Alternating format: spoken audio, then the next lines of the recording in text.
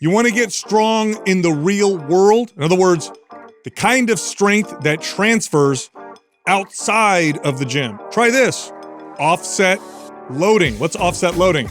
Well, this is when you load your body in an unbalanced way. And no, I'm not talking about bouncy balls and stability balls and weird Dynadiscs and stuff like that. That's not what I'm talking about. I mean literally offset weight on your body, like a suitcase carry or a one-arm shoulder press holding a barbell, not a dumbbell. Why does this make you strong in the real world? Because nothing in the real world is perfectly balanced like a barbell. The energy and power leaks that you experience when you try to lift something limits your strength. So strengthen your body in a way to where it can exert power when you're offset. By the way, the old, wise strongmen of the past understood this. And let me tell you, they kicked the crap out of the average bodybuilder today. This is a forgotten art. Why do you think this fell out of favor? Because it's hard. Yes, really hard. That's to me, that's too easy of a default answer. It's like there's a lot of hard stuff that we continue to do. There's risky and like the things I think right away. I think especially having a kid, like carrying a kid like that. There's so much value in training with loaded on one side like that because that's how you'll always carry your kid. Yeah, you'll always carry your kid like on one hip or one side. Or you're not gonna hold him like this. Yeah. You're not like perfectly like nobody holds their kid like this. You know, like and the kid doesn't move. Yeah, so it's like that's something that men and women have had to do our entire history. And so why would we lose that? And where would it disconnect? Like, we no longer need to do that. I know the answer. Really? Yes, 100%. I know the answer. I've thought a lot about this. It's because we began worshiping the symptom and the visual effects of strength rather than the strength itself. Okay. If you go back, you go back, and now get on board with that. I referred to the old wise, men and women of the past in the strength world. Back then, and we're looking at the turn of the century, right? 1890s and then the early 1900s. How you looked was cool, but it was really about what you could do because the world revolved around what you could do. Now you go back before that, you go back 1,000 years. Nobody cares how awesome you look. It's what you can do. Can you swing this heavy sword? Can you pick up this boulder? Can you do lots of work? And then the side effect of that was people who were able to do those things tended to look a particular way. And if you look at the contests in the strength world in the past, they all involved some type of function.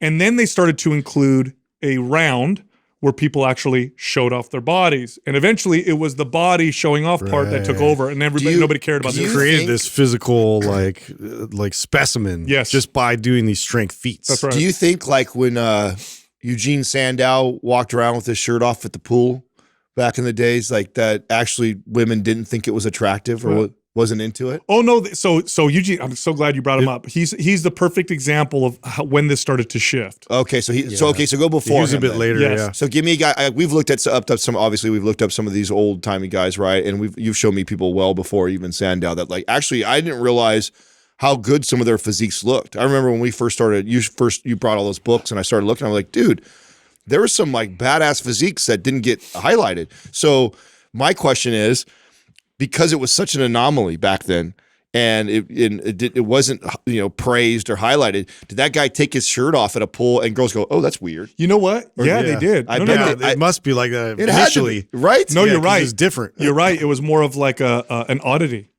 Yeah, like what's wrong with him? Yes, like he's deformed or something like that. Or there's something wrong with his metabolism or something. Yeah. So if you go back, right, first off, Eugene Sandow, let's just talk about him for a second. This man, under 200 pounds. By the way, if you look at his body, even by today's standards, he looked incredible. Yeah. He was lean. Well, he's the trophy. Muscular. He's the trophy for Mr. Olympia. Yeah. He looked incredible. And the reason why he became famous was because he was one of the first strongmen who looked a particular way, didn't just perform strength feats. So he was actually quite smart, and he would display his physique and also was able to perform. Whereas before that, it was really just about the performance. In fact, Eugene Sandow's records were beat by George Hackenschmidt shortly afterwards. But why is Eugene Sandow known more? Because he posed and people saw his physique and they connected the two. And it was like he was bringing it back to like the Greek ideals, right, with Greek statues and stuff like that were kind of immortalizing like the beauty of. See, that's where I kind of think he was probably bringing back a bit of what might have been known from statues and things like that. Like, so yeah, it probably was odd initially, but I'm sure, ladies went home that night later and just couldn't get it out of their head. It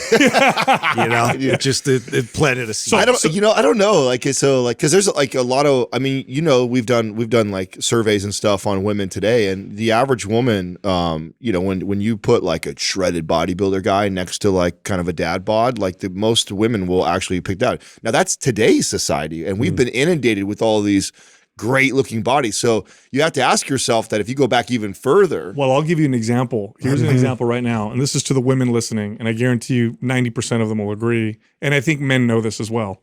Imagine if you had two men, okay, standing next to each other, and you could see their bodies. One guy was like shredded and ripped and muscular. And the other guy just looked like a, I don't know, normally fit guy. Not unhealthy, because that's different, right? You look unhealthy, then it sends a different signal. Just kind of a normal fit looking guy. If they're just standing there, I'm sure the average woman will be like, wow, look at that muscular, amazing physique. Now, imagine if both of them, with their shirts off and everything, went and go built something, or had to chop some wood, or fight off some shit, or who knows. And then you saw the other guy who's not as ripped and shredded in the way he moved and what he could do and how he could function. Yeah. And let's say the shredded, ripped looking guy couldn't do any of that stuff.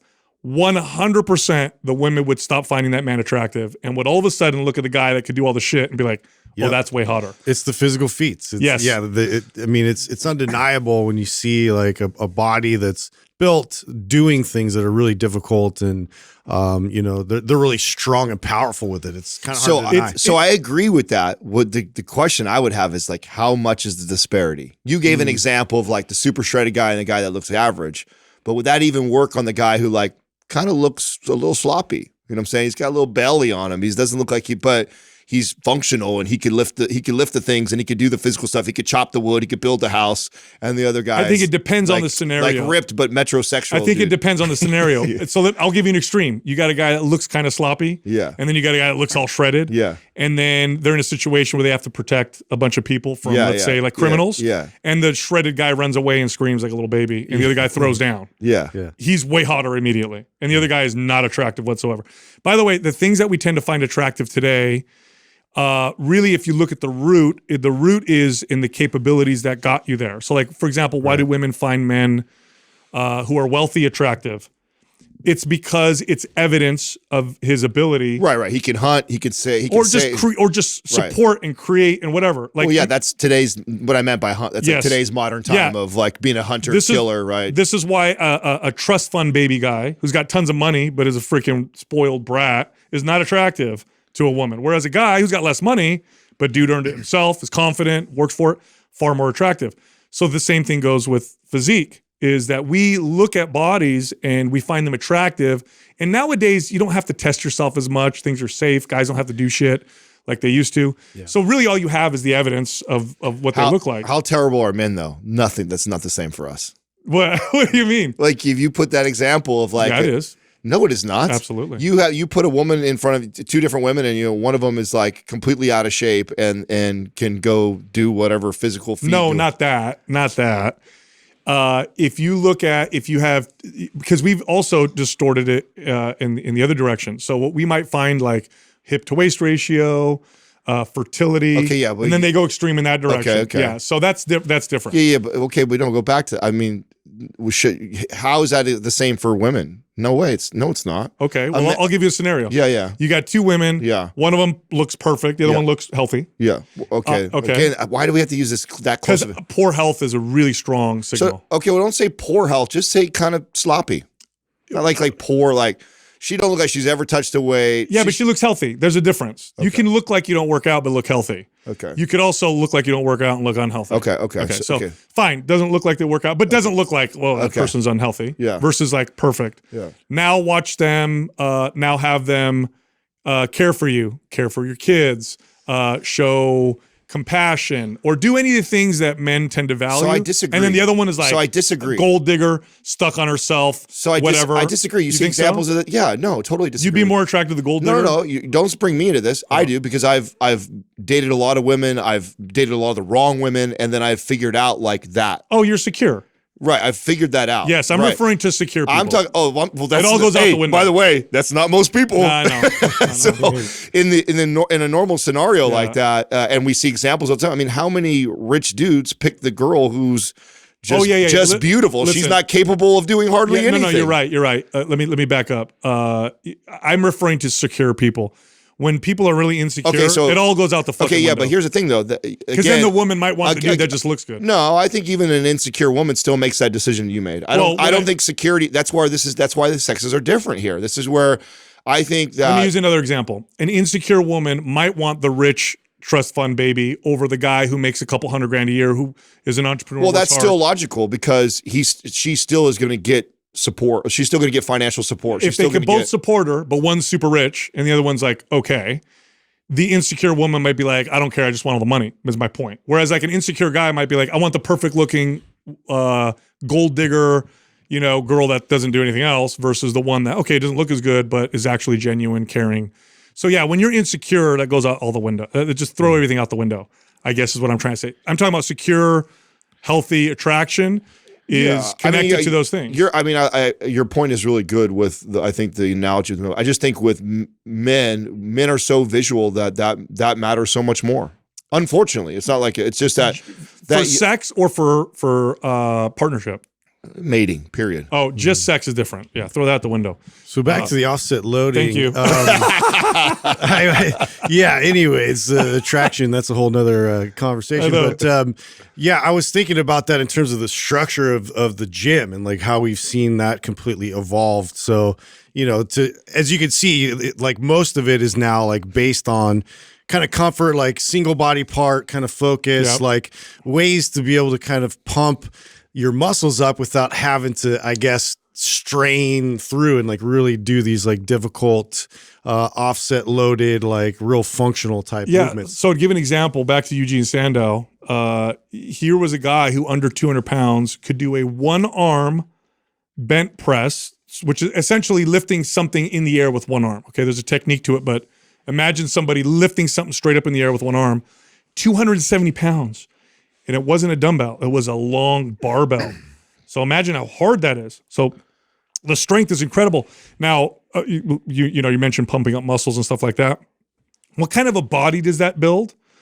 It builds a body that looks, and you know this when you see it, it looks strong in the real world. If you look at the physiques of these people, their core was incredibly built and strong oblique, strong core. Very strong looking upper back, shoulders, hands and forearms, strong legs. They looked like they were stronger than the average person who was just as maybe ripped or whatever at the same body weight. Right. So it builds a tremendous physique, and we're missing out. So even somebody listening right now who's like, I don't care about that because I'm not going to have to do anything. You're missing out by doing stuff like heavy loaded suitcase carry. Yeah. Or when's the last time somebody did an overhead one arm press? Not with a dumbbell, with a barbell.